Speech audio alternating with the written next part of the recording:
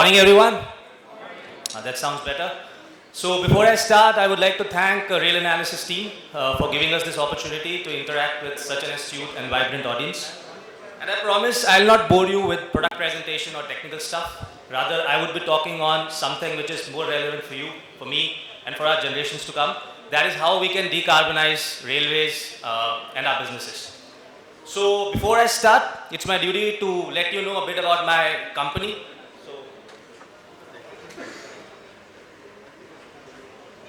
So we are a Danish company headquartered in Denmark, Nordberg. We have close to 4,000 employees. We have sales operation in more than 100 countries, and we have 95 factories in more than 20 countries.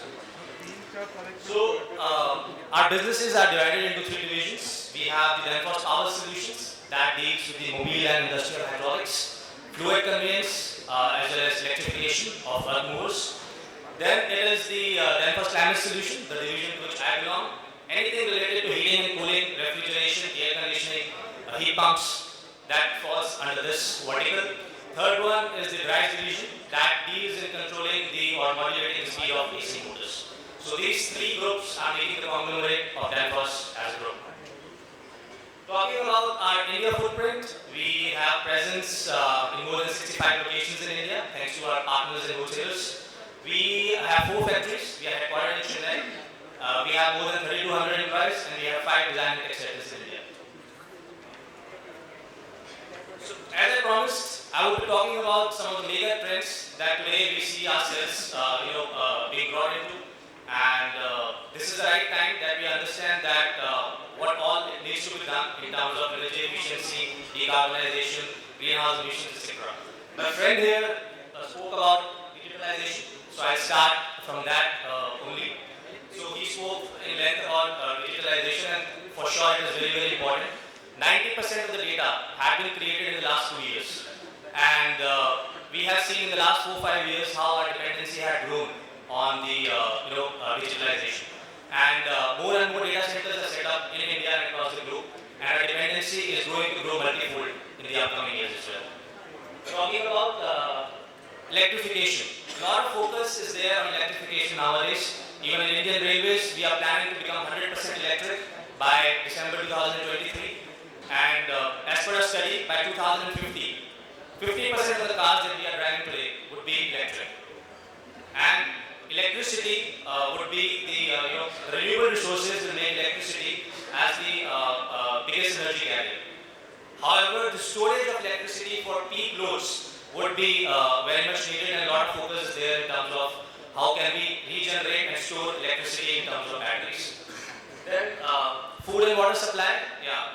So as per another study, by 2050 or 2040, the world population will become 8.6 billion. So a very robust food chain will be needed, and 1/3 of the food that we produce today is wasted or is lost. And 1/3 of that wastage is causing 1/3 of the greenhouse emissions that we are seeing today. So a lot of focus is there on maintaining our food chain as well.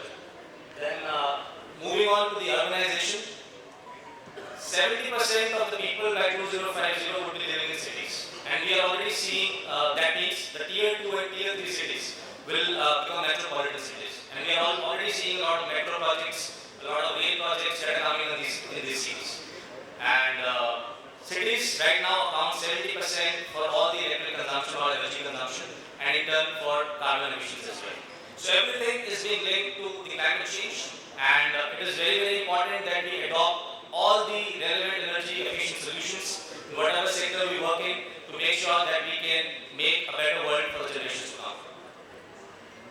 So what we are doing in railways, you see like at the top of that metro there is a roof mount package unit, which is ensuring the comfort where we are traveling inside the train.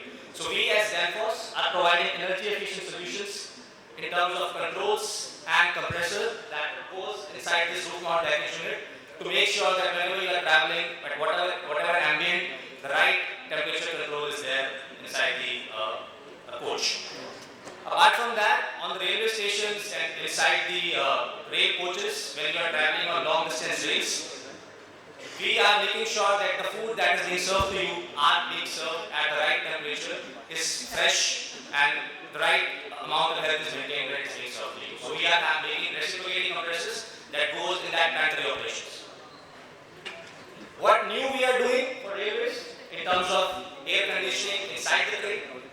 We are talking about new projects like Train 20, which is coming up with a full aluminum body. And we know the roof mount package unit is actually adding a lot of weight to the coach. When we are coming up with aluminum bodies, what we are trying to do is we are trying to enhance the speed, become more agile in terms of speed. And we are coming up right there with a full aluminum body compressor that will go in the roof mount package unit and make sure that the unit is lightweight. Apart from that, we are going to replace the traditional heat exchangers with a full micro channel, 100% aluminum alloy condensers, which will again reduce the weight of the unit. Apart from that, we are coming up with inverter compressors for pantry as well, which will make sure that the right amount of food is not stored, the speed of the compressor can be reduced, and that much amount of energy is saved. And then we have electronic extension valves and new range of controllers to make sure the right temperature control is there for the food. Now talking about outside the train, what we are doing is the stations. So we know world-class stations are expected to come in India. And right now, if I talk about any metro station, you see there's an air handling unit where we are using motors, and the speed of those motors are to be controlled by drives. We have chillers that is maintaining the right amount of air conditioning for that station. We have escalators, lifts, again which has AC motors, and we are making sure that the speed of that motor is modulated to make sure we save energy. If I talk about any commercial building, 55% of the energy is consumed by the HVAC, or the heating, ventilation and air conditioning system. And if we could ensure the right amount of technology is there, we could actually save a lot of energy. And we have the right products just to make sure that we are there decarbonizing and enhancing our journey towards carbon neutrality. So talking about a chiller, as I promised, I am not going much detail, but we offer a full solution right from the compressor to the AHU drives, to the variable speed compressor drives, the balancing valves, the controls. So we offer a full package solution to our customers to make sure that they produce the right appliance or the right energy efficient appliance for our customers for the application. Talking about this compressor in a bit more details. So this is a pioneer technology in itself. It's an oilless compressor, oil-free compressor. So when you turn on the compressor, the shaft is actually levitating between the magnetic bearings, and it is actually no metal contact inside the compressor.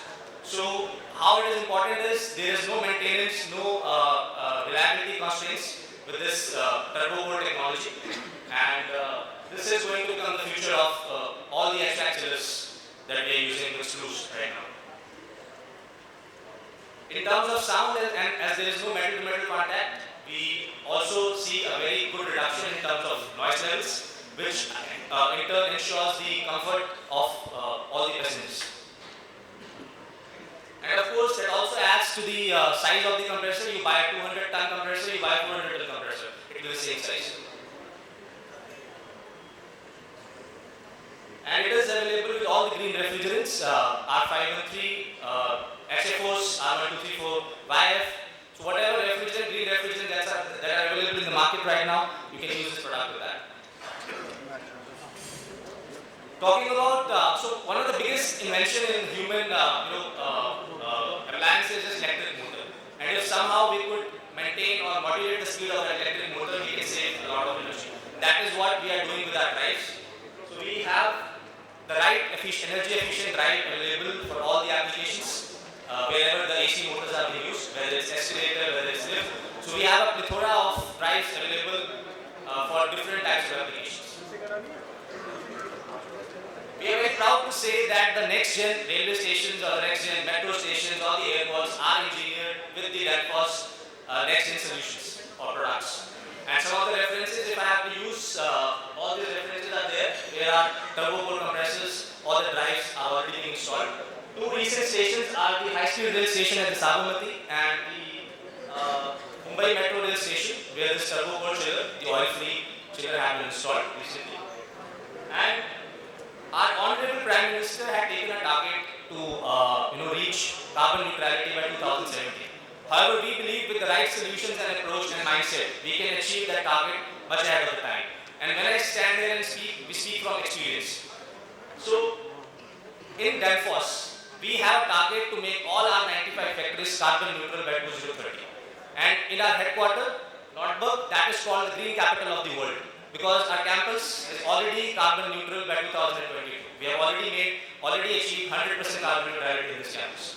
Not only talking about Denmark, if I talk about India, we are headquartered in Chennai. It's a 50-acre campus, and we are doing a lot to make sure that we are saving on carbon emissions. In the last 2 years alone, we have saved 12,000 plus carbon emissions. And how are we doing that? We are only taking 60% of the electricity from the grid, and 84% we are using from on-site solar and wind energy.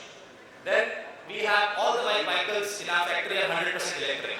We produce our own fruits and vegetables that are being used in our cafeteria and being served to our employees. We have a water storage capacity, because whenever we talk about energy efficiency, we always forget water. And water is very, very important resource. So we have 10,000 liters of water storage capacity, which is being used in all sanitary applications inside the factory.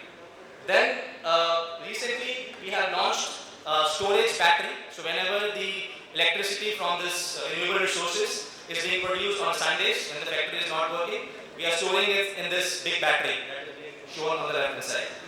It's a LEED platinum rated building, and we are perpetually making our efforts to make sure we cut on carbon emissions more and more. We all know what is this. This is the first centrally air-conditioned station in India. I am with Shri Saurabh at Bengaluru, and we are very proud to say that it has been powered by Danfoss energy efficient or electric solutions. So this is my last slide, and I would want to say that let's continue the footsteps of our Honorable Prime Minister and work together, and let's engineer for a greater and greener nation for tomorrow.